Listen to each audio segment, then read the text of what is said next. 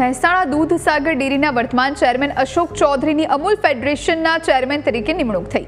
અશોક ચૌધરીને 2.5 વર્ષ માટે GCMMFના ચેરમેન તરીકે જાહેર કરવામાં આવ્યા છે। રાજકોટની ગોપાલ ડેરીના chairman Gordhan Dhameliya vice chairman બન્યા છે। સાબર ડેરીમાં થયેલા વિવાદના કારણે શામળ પટેલને રિપીટ કરવામાં આવ્યા નથી। આ નિમણૂક સાથે ઉત્તર ગુજરાતના સહકારી ક્ષેત્રમાં નવું સીમાચિહ્ન સ્થપાયું છે।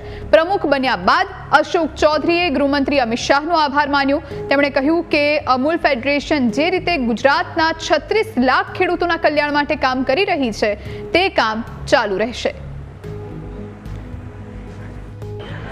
અમૂલ ફેડરેશન જે રીતે ગુજરાતના 36 લાખ ખેડૂતોનું કલ્યાણનું કામ કરી રહી છે એ કામ અવિરતપણે આગળ વધતું રહે અને આખા દેશની અંદર અમૂલ મોડલ દ્વારા આ કામ થાય એના માટે અમે સતત પ્રયત્નશીલ રહીશું।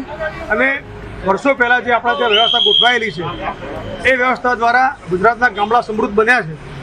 એ જ વ્યવસ્થા આખા દેશની અંદર લાગુ કરવા માટે આઝાદીના 7 દાયકા પછી આદરણીય મોદી સાહેબે સહકાર મંત્રાલયની સ્થાપના કરી અને એની જવાબદારી આદરણીય અમિતભાઈ શાહ સાહેબને આપી છે। ત્યારે એ જે પ્રમાણે ચિંતા કરી રહ્યા છે એ ચિંતા એમની એ છે કે દેશનો ખેડૂત સમૃદ્ધ થાય, પશુપાલક સમૃદ્ધ થાય, એના માટે એ પણ રાત દિવસ કામ કરી રહ્યા છે।